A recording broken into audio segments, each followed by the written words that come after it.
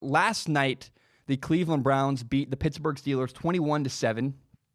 And man, there was so much to unpack from that football game. I want to start with the ending of the game.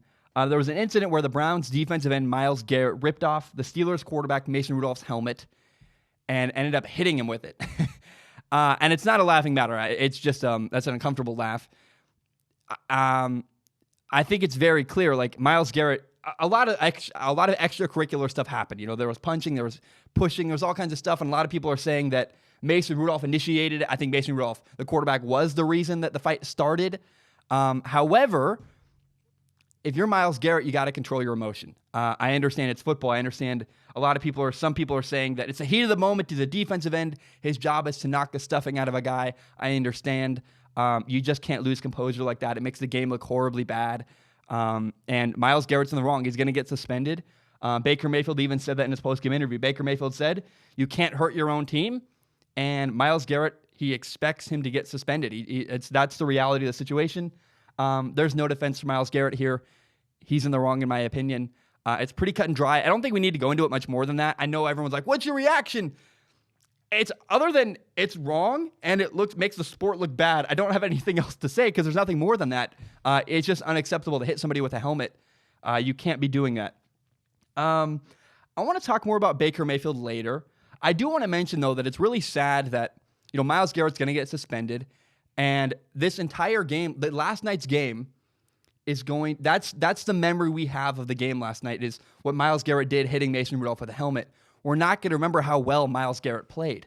Myles Garrett, I was actually shocked. I looked at the stat line, and Myles Garrett didn't have a single sack last night, and I couldn't believe it because he was creating pressure all night on the Steelers quarterback, Mason Rudolph. I mean, I guess, Alejandro Villanueva, the left tackle for the Pittsburgh Steelers, somehow was able to hold him off and not allow him to get a sack. But man, Alejandro Villanueva committed multiple holding penalties, and many, many times Mason Rudolph was forced to move around within the pocket, step right, step left, and throw the ball downfield because of pressure from Myles Garrett. Myles Garrett had a massive impact on that game last night, and my opinion is largely the reason why Mason Rudolph struggled playing quarterback last night. We learned key information about the Steelers quarterback, Mason Rudolph, from that game. I'm not really excited about it. It doesn't make me really happy to say, but we learned that Mason Rudolph's accuracy falls off a cliff when he's forced to move around within the pocket. I'm not saying that pressure in his face or getting hit as he throws makes his accuracy dip and makes his accuracy worse. That's not what I'm saying. No, when pressure forces him to step to the right or step to the left, simple, small movements within the pocket, Mason Rudolph's accuracy dramatically falls off a cliff. We saw multiple interceptions last night because of Mason Rudolph's inability to slide in the pocket, to reset his feet, and throw an accurate pass downfield. That's not complicated stuff. Look, I am very... we saw moments from Mason Rudolph where he had great protection, there was nobody around him, he had plenty of time, and in moments where there was no chaos around him, he wasn't forced to move, he could play quarterback on his own terms. Mason Rudolph threw accurate passes. I saw two last night, one down the left sideline on I think it was a comeback, I can't remember, and then one on a climb route, which is a deeper cross over the middle. Both times Mason Rudolph delivered accurate passes when he was playing quarterback on his own terms, his own time, and there were no bodies around him. However, when bodies were around him, again, his accuracy dramatically dropped off a cliff. And again, to be very clear, this is pressure around him. This is not getting hit as you throw. This is simple stuff, stepping to the right, stepping to the left. It's very, very concerning. Look, I feel bad for Mason Rudolph. Last night, he had constant pressure in his face. Two of his receivers got hurt. He lost Juju Smith-Schuster. He lost another guy. He lost his running back. James Conner got injured. A lot of things were working against Mason Rudolph last night. But hurt playmakers or not, not having Juju Smith-Schuster and not having your running back, that doesn't affect your accuracy downfield. We saw a big flaw in the game of Mason Rudolph. Oh my gosh. He can't handle moving and throwing downfield. It's a big problem. Here's another fact about the game last night for the Pittsburgh Steelers offense. The one time they scored was a drive where the Browns basically handed them a touchdown. It was a drive where the Browns committed 4 defensive penalties in the same drive, literally just handing yards and handing first down after first down to the Pittsburgh Steelers. And in fact, on that same drive, both starting safeties for the Browns were injured or were out of the game. You know, we had Morgan Burnett was injured and Demarius Randall was ejected from the game for a targeting penalty. Man, it's not good. The one time Mason Rudolph succeeded was when he was handed a touchdown on a silver platter, basically. If I'm a Steelers fan, I don't feel good about my quarterback situation in Pittsburgh at all.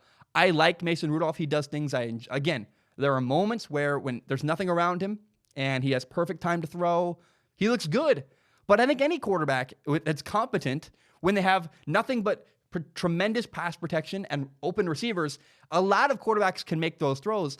What Mason Rudolph is doing is not that difficult. It's another evolution where I would much rather have Gardner Minshew, the backup quarterback for the Jaguars right now, than I would Mason Rudolph. I would rather have Hank Bachmeier, the true freshman quarterback at Boise State, over Mason Rudolph right now, because Mason Rudolph's inability to move within the pocket is just a massive, glaring concern if you're a Pittsburgh Steelers fan.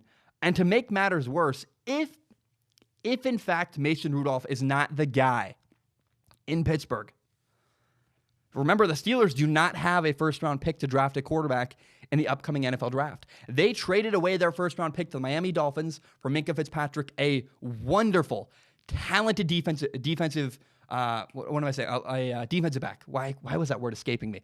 He's a great player in the secondary. Minkah Fitzpatrick has had a huge impact on their year. Has he? He's had many turnovers. He forces teams to turn over the ball. He's had a couple touchdowns on defense. And that's fantastic. You know, Minkah Fitzpatrick, I think, is worth a first-round pick. I think is a very good player. However, this is a painful reality of football. A quarterback is more valuable than a safety. Last night, the reason why, look, Minkah Fitzpatrick played last night, and he did solid. Like, he was not bad. He did not carry the Steelers to victory. The reason why the Steelers couldn't win last night was their quarterback.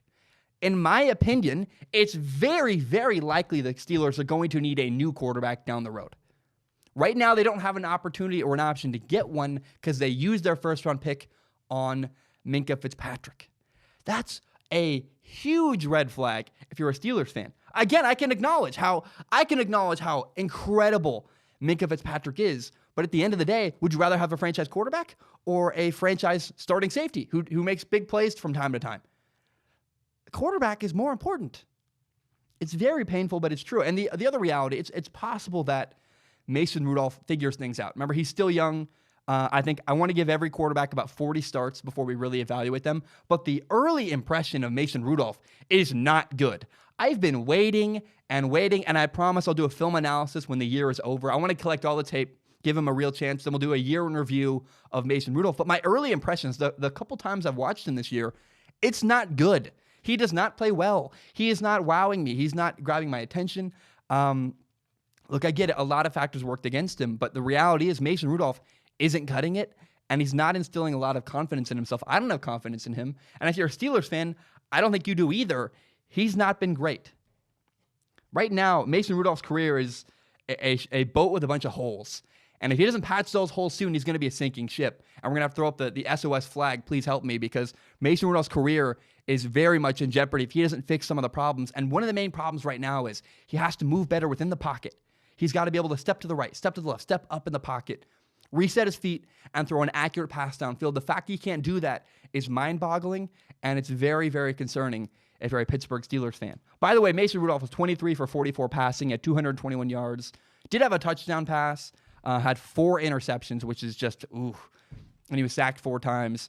One of those interceptions was a bad decision. Multiple of those interceptions were inaccurate passes. I think one was him kind of forcing it downfield. They threw a ball high over the middle. I think he was trying to make a play. They were down late. I feel for Mason Rudolph. It was not fun to watch him get demolished last night, but the reality is he wasn't good enough.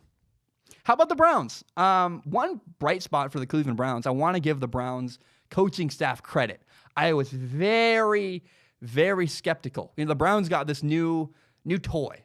Basically, they got a brand new Ferrari, Kareem Hunt. He's a running back. He's kind of he's their gadget player. What that means is they line him up out wide. They line him up in the slot. They line him up in the backfield at running back. He does everything. He's an incredible athlete for the Cleveland Browns. Last night, he had 6 carries rushing the ball. He had 6 catches receiving.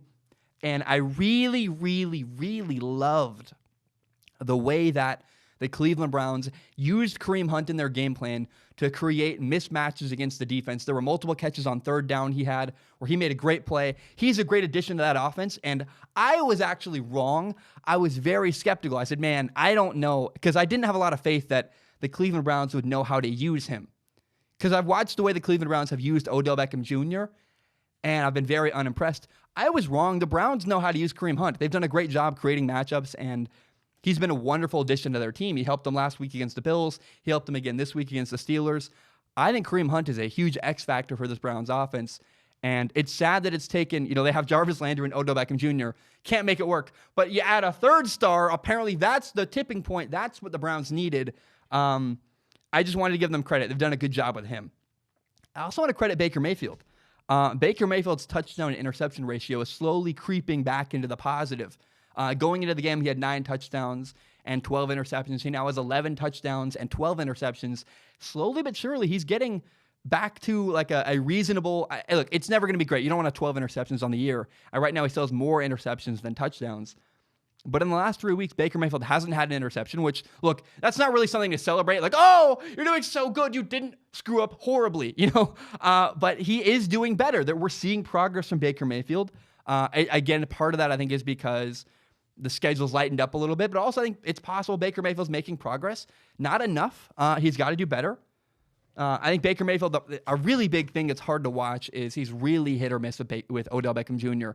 There was a play very early in the game where he launched a deep ball, a post to Odell Beckham Jr. against man coverage. Odell Beckham Jr. made a great play. They were down at the 1-yard line.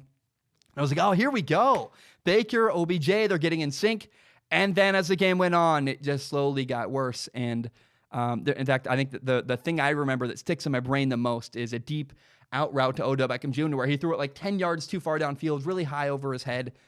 I was like, man, these two guys are just not on the same page. I don't know what it's going to take for Odell Beckham Jr. and Baker Mayfield to get on the same page, but right now it's not working, and it's I'm not a Browns fan. I'm a football fan, and I was hoping to see Baker and OBJ just light it up. I really that's an interesting story. It would have been really cool, and it's very disappointing that we're not getting that this year. We're not getting Baker Mayfield having a great year with OBJ, and it's a disappointing, missed storyline that we could have had in the NFL this year that we just don't have. And instead, the storyline is, why are they so bad? And maybe that's a film analysis we'll need at the end of the year. But it's not great. I really, really liked Baker Mayfield's post-game interview, who was very honest. He was honest about Myles Garrett. He was honest about the offense. He said, we're not good enough. He was right. He said, I think the quote he said, we're not even close to good enough, which is, hey, you're dead on. The Steelers had a bunch of turnovers. He pointed out that they didn't capitalize on turnovers. Again, I totally agree. The Browns should have blown out the Steelers by 5 touchdowns last night. They didn't, because their offense was still struggling and sputtering at times. However, the key to me is progress. We're seeing a Browns team steadily learn. And it's really, I think it's unfortunate their head coach is learning on the fly. I think if they'd had a more polished head coach who knew what he was doing, they would have learned the lessons they're learning. They would have had them already figured out going into week 1. Instead, we've seen a coach kind of learn on the fly, and I think that's what happens when you hire a very inexperienced head coach he was the most inexperienced of all the new 8 NFL head coaching hires. Freddie Kitchens was. I don't think he's been ready for the task, handling the culture, the playbook, the personalities, everything, all encompassing the stuff that it takes to be a head coach. I don't think Freddie Kitchens was ready for it. But we are seeing a Browns team make progress. The offense, Nick Chubb is running the ball really well. Kareem Hunt really helps in the passing game. And the Browns won. I mean, they've won 2 games in a row. And I look ahead at their schedule. I think it's still possible they finish 9-7. More likely they finish 8-8 because they're the Browns, and you're going to lose a game you don't expect to. And if it could be far more if they don't take care of business. Their offense is still sputtering, still not great. And the reality is the Steelers kind of handed them a victory last night. But I have seen progress from the Browns, and I'm excited about that. I got to add one final thing. I know that I have to mention this. I really enjoy the Baker Mayfield commercials. I know a lot of people hate them. Dude, I get it. He's just asking to be hated on when he makes a commercial. I really, the At Home with Baker Mayfield commercial series, to me, whether you love them or hate them, it's funny. They're relatable. I just got my own place, and I had a problem where, like, I heard a what do you call a smoke alarm. I was like, where's that coming from? And I have a tiny little place, and I was like, well, it can't be that. And it took me like 20 minutes to find it in the tiny little place I live in. I was like, what the heck? And so the Baker Mayfield commercial last night was a smoke alarm. And I was like, he's like walking around the stadium trying to find the smoke alarm. I was like, I just find this incredibly relatable. And I just, every one of them I've seen, whether he's turning on the power, trying to help his girlfriend make a smoothie, or he's saying thanks for coming to people leaving the stadium, whatever it is, like he's hosting a party, whatever it is, every time I watch one of these At Home with Baker Mayfield commercials, I love them. I know that, that might not be a popular opinion. I get it. I think people hate him. I just think, to me, it's a fun time. Like, it's unfortunate he's not succeeding. I can separate the art of the commercial from the play on the field. And to me, the play on the field is awful, but what I'm seeing on the commercials makes me laugh. And I just wanted to share that. It's really, really funny. All in all, the Steelers lost to the Browns. And I think the final point I want you to take home is I'm really concerned about the Steelers quarterback situation. Their quarterback, Mason Rudolph. Baker Mayfield has flashes where he looks really good. And I think that you can work with what Baker Mayfield has. The base and the foundation of Baker Mayfield, you can win with that. If you can just mold that and keep shaping that and hoping it gets better. The foundation of Mason Rudolph, the quarterback of the Steelers, is not, it's not great. It's not making me feel good. It's not making me feel like there can be progress made. And that's the bigger concern. Look, he's a great backup quarterback. He makes good throws underneath. He does stuff I like. But all in all, I am concerned about Mason Rudolph, the Steelers quarterback, and his future career. I don't know. We have questions still to be answered. Is he the guy? I know we're only 7 starts in, and we'll really know more at 40 starts in, but we might not have time to get there. I'm concerned about the Pittsburgh Steelers quarterback situation, and I don't know what's next for them. It just makes me concerned. My name is Zach Schaumler. This is my podcast, Strong Opinion Sports. It's my favorite thing in the entire world. And I want to be very clear, open, and transparent. My YouTube channel is monetized. What that means is that some of my videos make money through ad revenue. Now, it's fewer than you think. A lot of my videos get claimed. But in the past, I've received donations from Patreon and PayPal. PayPal.me/Zach Schaumler. Patreon.com/Zach Schaumler. And so because I'm making ad revenue, it feels weird to just get donations. I wanted to give something back. I want to give people a reward for supporting me on Patreon. So now you can submit questions. If you give me $1 a month, you can submit questions to a pool of questions on Patreon. I look at all the questions on Patreon. I use my eyeballs. I make a joke about it.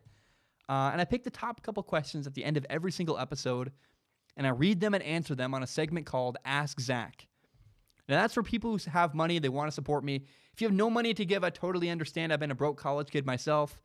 But if you believe in me and if you believe in my dream and you still want to help me, please help me grow by telling your friends about the show. Share it on Facebook, Twitter, Instagram, maybe a screenshot it. You put it on your Instagram story.